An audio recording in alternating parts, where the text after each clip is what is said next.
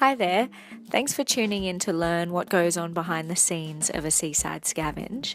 My name is AJ and I hosted the first Scavenge back in 2015 in Sydney, and we've definitely come a long way since then. This webinar is going to run through the Scavenge Handbook and the Toolkit so that you can navigate them both and decide whether you're up for the challenge and also find the answers you need. If at any point you have any questions, please jot them down, and if I don't cover them through the presentation, then please send them through. Before we get into the handbook, I want you to understand what sets the Scavenge apart from other cleanup initiatives and why it's so important to keep it that way. For those of you who haven't made it along to a Scavenge or are new to the concept completely, Seaside Scavenge is a clean-up and clothes swap event where the litter collected becomes the currency to purchase pre-loved clothes, toys and other goods that have been donated by the local community. This incentivisation and litter currency concept means that over 82% of participants who register at the Scavenge have never previously attended a clean-up event. This is so important because it means we are able to introduce a new audience to the damaging effects single-use plastics and the fast fashion industry are having on our environment, and hopefully inspire them to change their consumer behaviour. We want to ensure that the Seaside Scavenge doesn't become a generic term for a clean-up event. So there are a few ingredients that are core to the success of the Scavenge.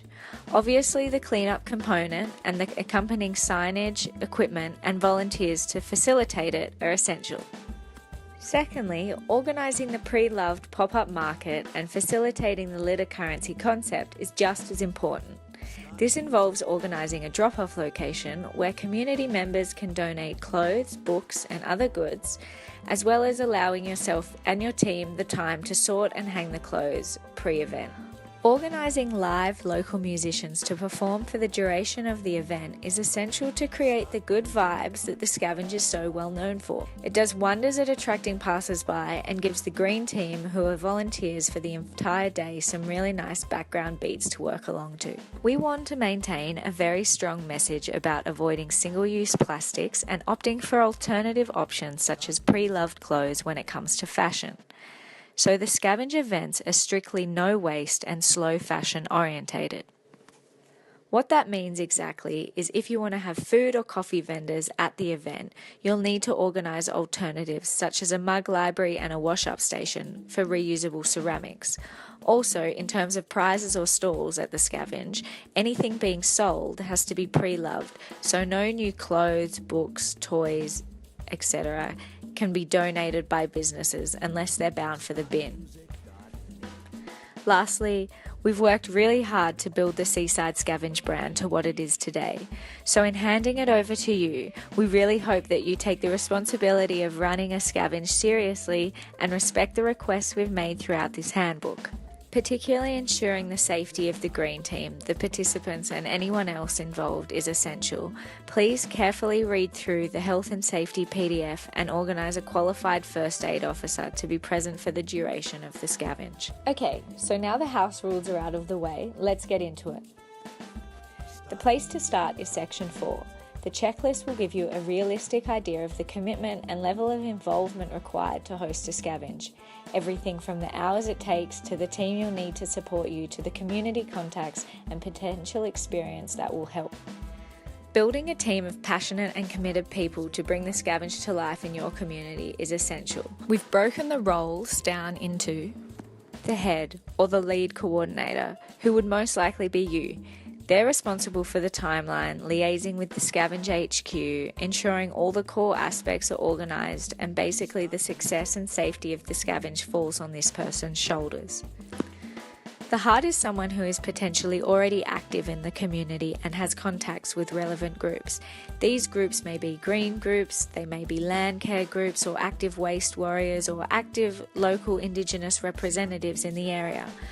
You'll want to check with them that the date you've selected doesn't clash with anything they have on, and basically engage this group to promote the Scavenge to their networks and also promote the opportunity to obtain second-hand donations. The legs will be responsible for liaising with businesses and musicians. If you decide to get prizes donated, drinks sponsored, plastic-free pledges taken, or you need equipment donated from Bunnings, this is the person to follow up with those. They'll also be responsible for ensuring a lineup of live local musicians to perform throughout the duration of the event. The hands will be responsible for the promotion of the event.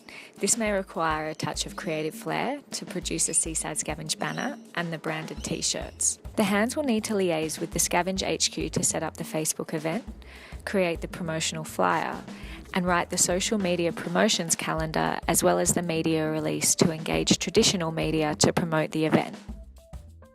When you get this team together, you'll need to decide on a location, date and time in September to host the Scavenge.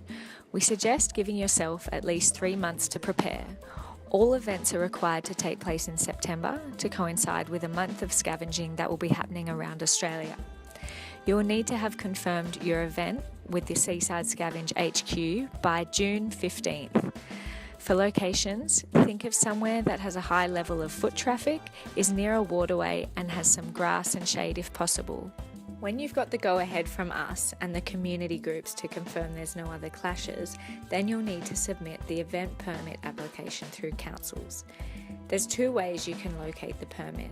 1, head to your council's website and find it by searching event permit. 2, give them a ring on their generic number and ask to be connected to the event permits team. Explain what the event is and that we're a registered charity with public liability insurance. Ask for an event permit application, how we can organise waste bins, free of charge, and if they can connect you with the waste and sustainability team, as they will hopefully be interested in promoting the event. When completing the application, there will be a request for a wet weather date. You'll need to discuss this with your team as to what you will do in the case of rain. Will you postpone the event, and if so, what date? Throughout the handbook, there are references to the Toolkit on the G Drive or Google Drive. To access the Toolkit and also set up your own group's G Drive, you will need to create a Gmail account if you don't have one already. The Toolkit contains all the collateral materials, email templates and Excel spreadsheets to set up a scavenge. The Toolkit is split up into pre-scavenge, scavenge and post-scavenge documents. There is also a copy of the Seaside Scavenge Constitution, an example of the stakeholder spreadsheet, and a document explaining how to access the G Drive that you can share with the people in your group. We recommend that you create a separate shared G Drive with your own team of scavengers to track progress of the event. You can copy the stakeholder spreadsheet template into your own G Drive, and each heading can be managed by one of the team members.